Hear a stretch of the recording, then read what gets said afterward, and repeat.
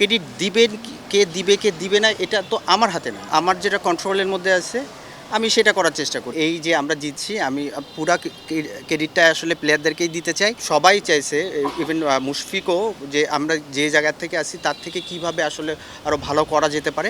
এটা একদমই বিশ্বাস করি না যে আমাদের ছেলেরা শিখতে চায় না। আমাদের ছেলেরা সবসময় শিখতে চায়। প্রথম যে জিনিসটা ছিল যে আমাদের জানেন যে আপনারা যে এই ক্যালেন্ডার ইয়ারে 8টা টেস্ট আছে। তো নরমালি টেস্ট চ্যাম্পিয়নশিপের মধ্যে এতগুলো টেস্ট আছে। তো আমরা আসলে এই জায়গাটা ফোকাস করেছি যে কিভাবে আমরা আসলে ভালো করতে পারি। তো এইটা মাথায় রেখে আসলে শুরু করা এবং আমাদের কাছে বেশ ভালো সময় ছিল যে লাল বলে যারা বাঞ্চ অফ প্লেয়ার, বড় একটা বাঞ্চ অফ প্লেয়ার যারা টি-20 ওয়ার্ল্ড কাপে ছিল না, তারা দেশে ছিল। তো তাদেরকে কিভাবে আমরা আসলে প্র্যাকটিস করাইলে এর মধ্যে আমরা যেই শুরু হয়েছে পাকিস্তানের সাথে খেলা ছিল, আপনারা জানেন যে এর মধ্যে আমরা তাদেরকে রেডি করতে পারি। তো এই গোলটা ছিল এবং এটা মাথায় রেখেই আসলে আমাদের ট্রেনিং প্রোগ্রামগুলো সাজানো এবং এইখানে যারা ন্যাশনাল কোচ ছিলেন তাদেরও কিছু ইনস্ট্রাকশন ছিল। তো আমরা যারা টাইগার্সে আছি আমরা এবং সিলেক্টর যারা ছিলেন তাদেরও কিছু ইনস্ট্রাকশন ছিল। তো আমরা আসলে একটা অ্যালাইন ছিলাম, ন্যাশনাল কোচ, ন্যাশনাল সিলেক্টর আর আমরা যারা ছিলাম টাইগার্সে, আমরা আসলে কম্বাইন্ডলি করার চেষ্টা করছি এবং যেটা কোচিং স্টাফদের মধ্যে যেটা বলবো যে নিজেদের মধ্যে কমিউনিকেশনটা খুব ভালো ছিল এবং সবচেয়ে আমি ক্রেডিট দিব যে প্লেয়ারদের লাস্ট টাইগার্স ক্যাম্পের, যেহেতু তারা মেইন স্টেক হোল্ডার এবং এই যে আমরা জিতছি আমি পুরা ক্রেডিটটা আসলে প্লেয়ারদেরকেই দিতে চাই। কেন আপনারা জানেন যে বোর্ড সবসময় এই সময়টা বিভিন্ন প্রোগ্রাম করে থাকে, এইচপিতে করে থাকে বা টাইগার্সেও এর আগে প্রোগ্রাম ছিল, কিন্তু প্রোগ্রাম হবে এবং ছেলেরা ইনভলভ থাকবে, সারাদিন ট্রেনিং করবে, হ্যাঁ, বা 3 সপ্তাহ 2 মাস ট্রেনিং করবে, এটা আগেও ছিল। কিন্তু এইবার যেটা ছিল যে ছেলেদের মধ্যে মানে ভালো করার তাগিদটা খুব বেশি ছিল এবং তারা খুবই বেশি ইনভলভ ছিল এবং নিজেরা কিভাবে নিজেদেরকে আর যে আমরা যে স্টেজে আছি সবাই চাইছে, ইভেন মুশফিকও, যে আমরা যে জায়গা থেকে আসি তার থেকে কিভাবে আসলে আরও ভালো করা যেতে পারে। তো যখন প্র্যাকটিসের মধ্যে এরকম ইনভলভ থাকে সবাই, পুরা আমি বলবো যে পুরা ইউনিট, তখন আসলে ভালো কিছু হওয়ার সম্ভাবনাই থাকে এবং আপনারা দেখছেন যে লাস্ট 2টা টেস্ট তার প্রতিফলন। আর একটা জিনিস সেটা হচ্ছে যে তরুণদের কিন্তু আসলে শেখার প্রবণতাটা কতটুকু দেখেন, যদিও হচ্ছে আমরা গত টেস্টেই যেটা দেখলাম যে যখন স্পিন ফল করছে তখন পেসাররা মানে আপার হ্যান্ড এরকম, এবং দুজন তরুণ পেসার যা করে দেখালেন নিঃসন্দেহে আসলে আশাব্যঞ্জক। এবং মিরাজ সে 5 মেরে already man of the series. তো শেখার প্রবণতাটা আসলে কতটুকু দেখেন? আমি মানে এটা একদমই বিশ্বাস করি না যে আমাদের ছেলেরা শিখতে চায় না। আমাদের ছেলেরা সবসময় শিখতে চায় এবং তারা শেখার ব্যাপারে খুবই এই জায়গায় ডেভোটেড থাকে। তো যেটা হচ্ছে যে আমরা কতটুকু তাদেরকে শেখাতে পারছি এটা আমাদের জন্য চ্যালেঞ্জ থাকে।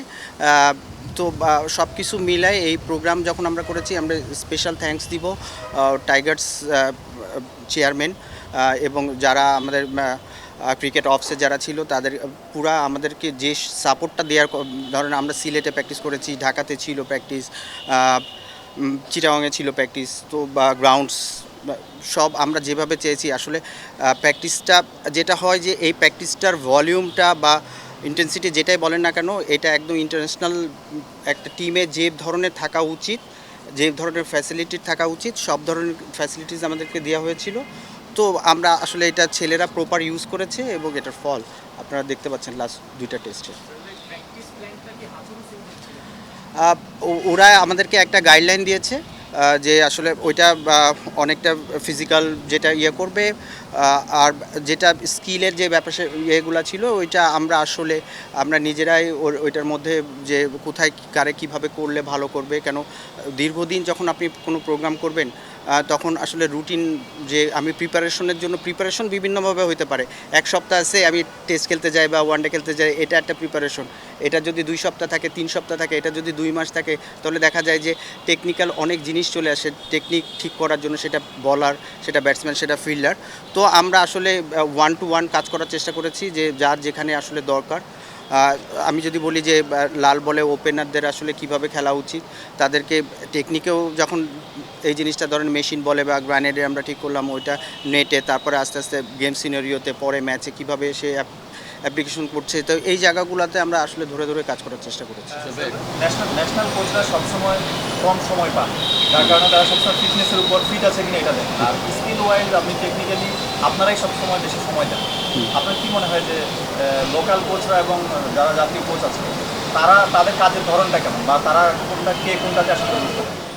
আসলে আপনি যখন একদম শেষে আপনি যখন টিম নিয়ে কোনো সেটা টেস্ট খেলবেন বা ওডিআই T20 যেটা হোক না কেন, আপনি আসলে তখন গেম প্ল্যানিং, মানে আমি কিভাবে খেলতে চাই, এই মানে আমার স্ট্র্যাটেজি কী হবে, ট্যাকটিক্স কী আমি ব্যবহার করতে পারি, এই জিনিসগুলোতে অনেক বেশি ফোকাস থাকে, কারণ এটা খুবই রেজাল্ট ওরিয়েন্টেড থাকে।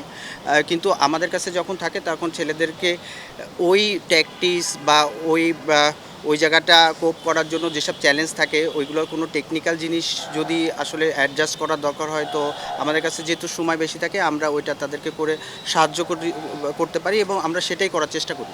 আসলে আরেকটা সেটা হচ্ছে যে আপনি লাল বলের ক্রিকেটারদের কথা বলছেন যে লম্বা সমাজের একটা এখন হচ্ছে হোয়াইট বলের ক্রিকেটারদের মার্চেন্ট করছেন, এই দলটা নিয়ে আসলে কতটা আশাবাদী? সামনে কিন্তু T20 সিরিজ আছে।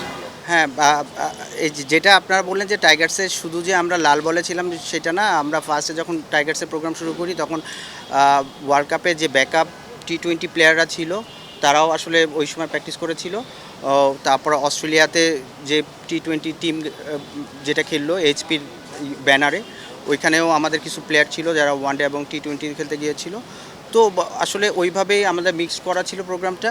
আর এখন যেটা হচ্ছে যে আমরা আজকে থেকে শুরু করেছি, আমাদের ইন্ডিয়াতে জানেন যে 3টা T20 ম্যাচ আছে, তো সেটা মাথায় রেখেই একটা স্কোয়াড দেখা হয়েছে প্রাথমিকভাবে, এবং এখনও পর্যন্ত আজকে আমরা আসলে 4, 5, 6, 7 আমরা কিছু প্লেয়ার এসেছে এবং জানেন যে দীর্ঘদিন ধরে এই টিমের প্লেয়াররা ওই ইন্ডিয়াতে ছিল, তো তাদেরকে কিছু রেস্ট দেওয়া হয়েছে। তারা 2-1 দিনের মধ্যে আবার 8 তারিখ থেকে আমাদের প্রপার প্র্যাকটিসটা শুরু হয়ে যাবে এবং আমাদের মাথায় আছে যে আমরা কিভাবে আরও প্রিপেয়ার্ড হয়ে ইন্ডিয়ার সাথে T20-তে যেতে পারি। প্রিলিমিনারি স্কোয়াডটা কতজনের দেওয়া হয়েছে? আপাতত আমাদেরকে যেটা 12 জনের একটা টিম এখন আছে, তো আরও এটার সাথে সাথে অ্যাড হবে।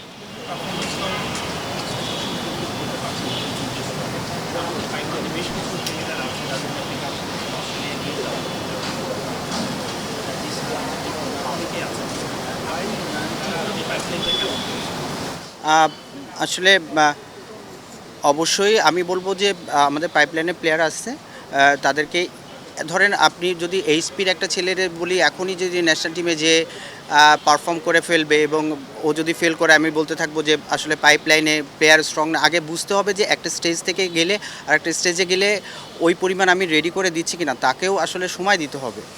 তো পাইপলাইনে কথাটা যখন চলে আসে তখন অবশ্যই আমাদেরকে দেখতে হবে যে একটা স্টেজের থেকে আরেকটা স্টেজে যখন যায় ছেলেরা আসলে কী কী চ্যালেঞ্জ আসলে মোকাবেলা করছে। তো অ্যাজ এ কোচ হিসেবে আমরা আসলে ওই জায়গাগুলোতেই কাজ করার চেষ্টা করি যেন ওরা দ্রুত যে ওই সব জায়গাতে আসলে সেট হতে পারে নিজেদেরকে ইন্টারন্যাশনাল ক্রিকেটে। তো এই ক্যাম্পগুলা আমাদের আসলে ওই ইন্টারন্যাশনাল যে স্ট্যান্ডার্ড এবং আমরা আসলে কিভাবে খেলতে চাই ওই জায়গার চিন্তা করেই আসলে এই প্র্যাকটিসগুলো ডিজাইন করা এবং আমরা সেভাবেই চেষ্টা করব।